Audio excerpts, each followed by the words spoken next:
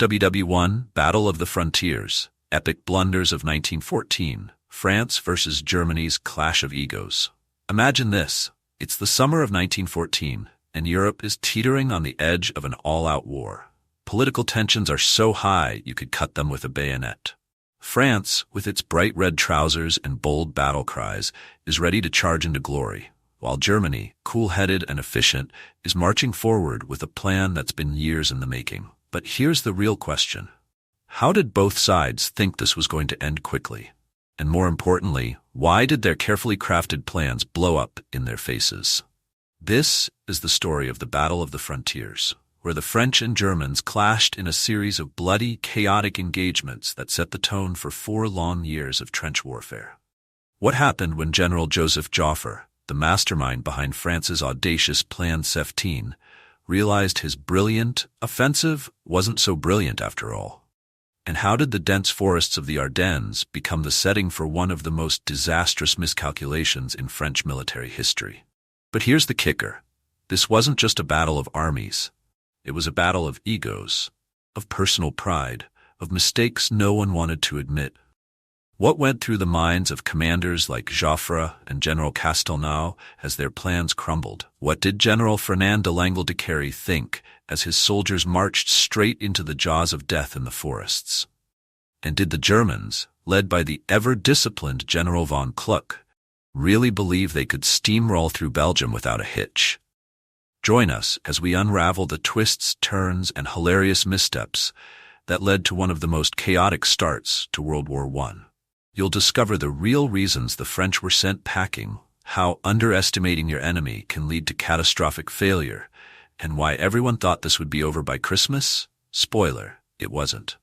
This story is packed with everything: epic blunders, jaw-dropping arrogance, and moments of sheer desperation.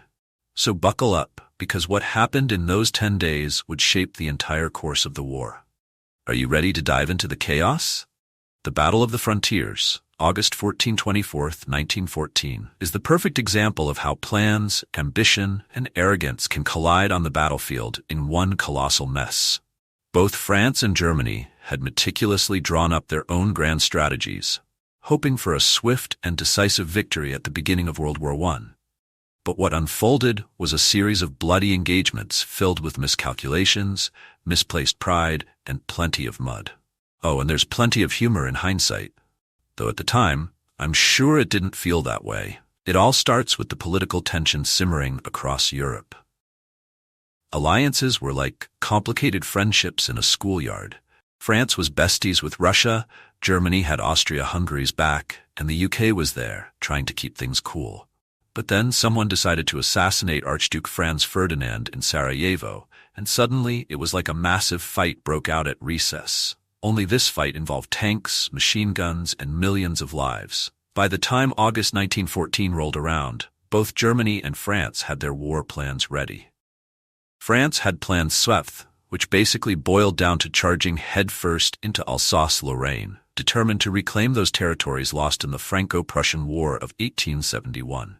You see, for the French, Alsace-Lorraine was like that one toy you lent to your cousin and never got back. They really wanted it back.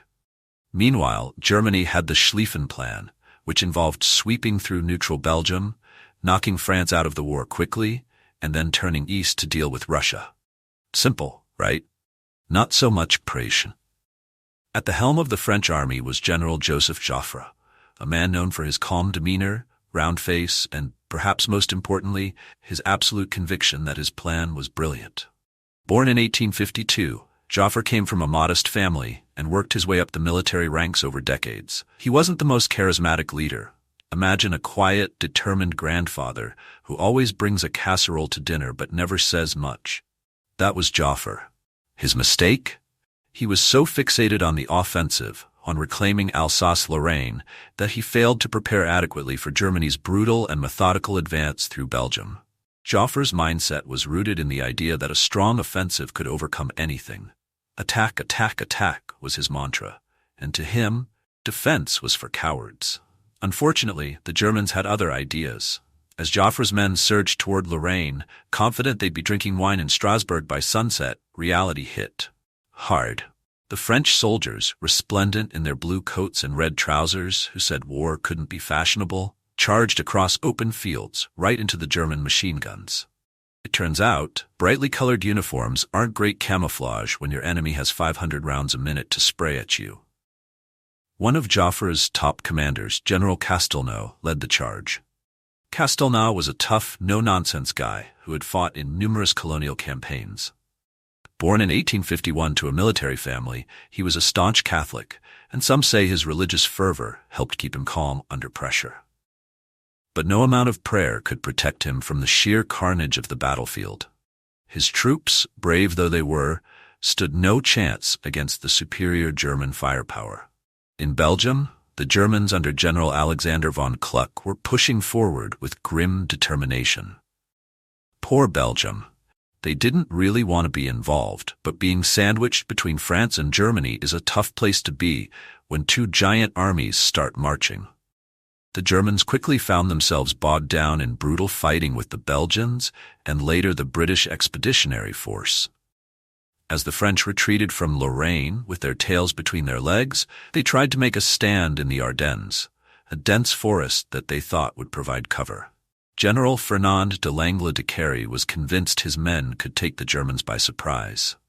He envisioned a heroic ambush where the French, leaping out from the trees like swashbuckling heroes, would overwhelm the unsuspecting Germans.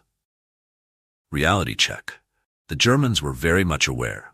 Commanded by the resolute Duke Albrecht of Württemberg, the Germans had already fortified their positions. So when the French charged through the trees, they were met with artillery fire so precise it was almost like the Germans' cheat code.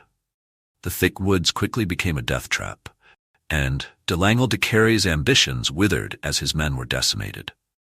Forests, it turns out, are great for camping, but not so much for hiding from artillery shells. Meanwhile, General Charles Lanrezac was having a rough time in Charleroi.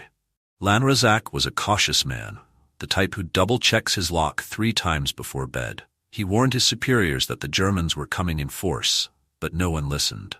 When the Germans attacked, his forces were driven into retreat across the Sambre River, proving that sometimes it's better to be paranoid than dead. By August 24th, the French armies were in retreat. The once confident French high command, particularly Joffre, were forced to admit that maybe, just maybe, their strategy had some flaws. Joffre, determined not to take all the blame, began replacing his commanders as if they were defective light bulbs. Castelnau stayed on, but men like Lanrezac were unceremoniously sacked. Joffre wasn't about to let the stain of failure ruin his meticulously planned offensive. In one tragic story, Private Pierre Vandenberg, a French soldier who grew up in Alsace-Lorraine, marched into battle dreaming of liberation.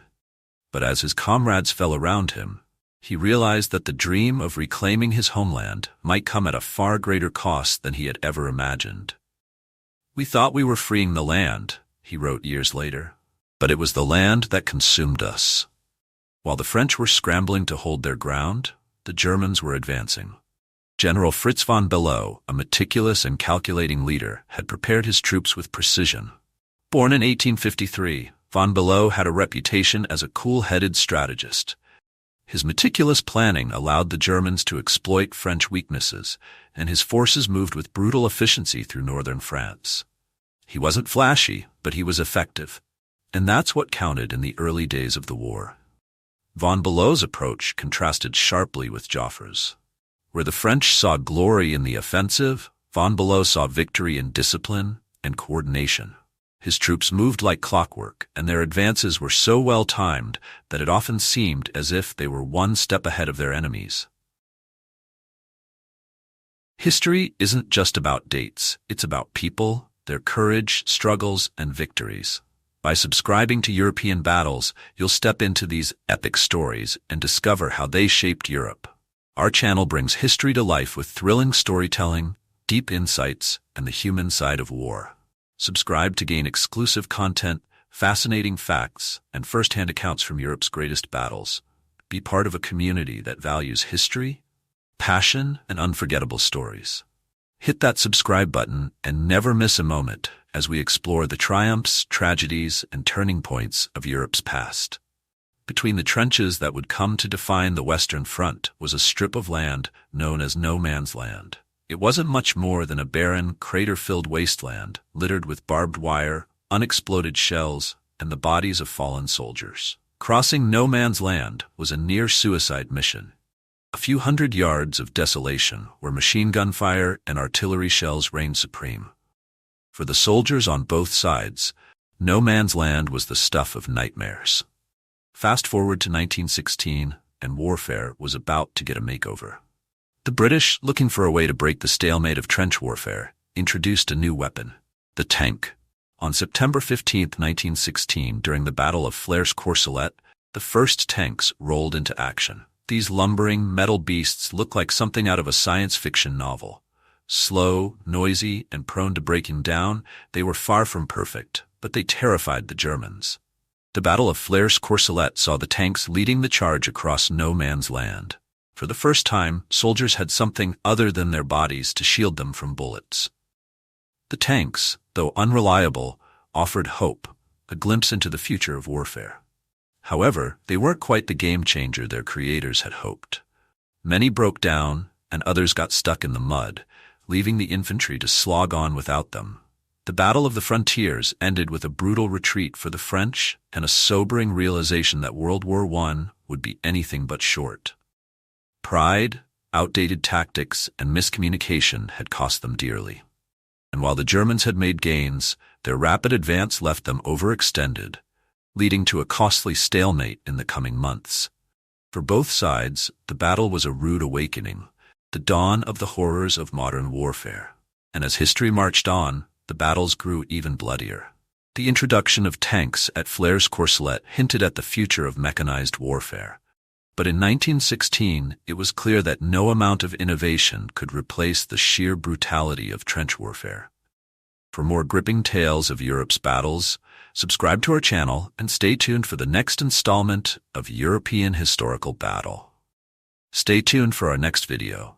For more thrilling tales of battles, strategies, and personal stories from the front lines, subscribe to our channel.